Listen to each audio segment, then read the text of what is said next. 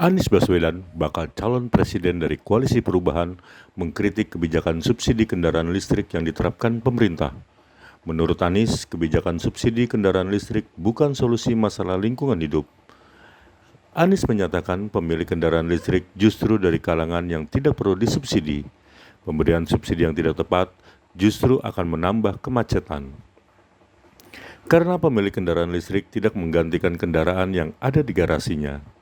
Anies mengungkapkan emisi karbon mobil listrik per kapita per kilometer lebih tinggi dari emisi karbon bus berbahan bakar minyak.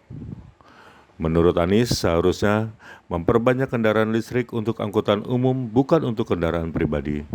Menghadapi masalah lingkungan hidup, apalagi soal polusi udara, bukanlah terletak di dalam subsidi untuk mobil listrik. Yang pemilik mobil listriknya adalah mereka-mereka yang tidak membutuhkan subsidi. Betul?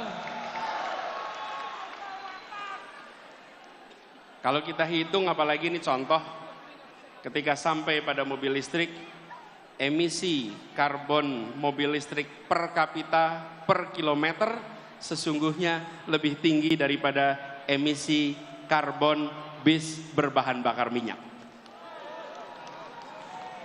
Emisi per kilometer per kapita untuk mobil listrik dibandingkan dengan bis berbasis BBM. Kenapa itu bisa terjadi? Karena bis memuat orang banyak, sementara mobil memuat orang sedikit. Ditambah lagi pengalaman kami di Jakarta, ketika kendaraan pribadi berbasis listrik, dia tidak akan menggantikan mobil yang ada di garasinya. Dia akan menambah mobil di jalanan, menambah kemacetan di jalanan. Kita ingin dorong ke depan, insya Allah jalan-jalan tol yang sekarang sudah dibangun secara amat baik oleh pemerintahan hari ini, ke depannya nantinya dipenuhi oleh kendaraan-kendaraan umum berbasis dengan listrik ke depan. Kendaraan-kendaraan logistik berbasis listrik. Bukan pribadi, tapi kendaraan umum. Menanggapi pernyataan Anies, Menko Kemaritiman dan Investasi Luhut Binsar Panjaitan menegaskan insentif atau subsidi kendaraan listrik sudah berdasarkan studi komprehensif.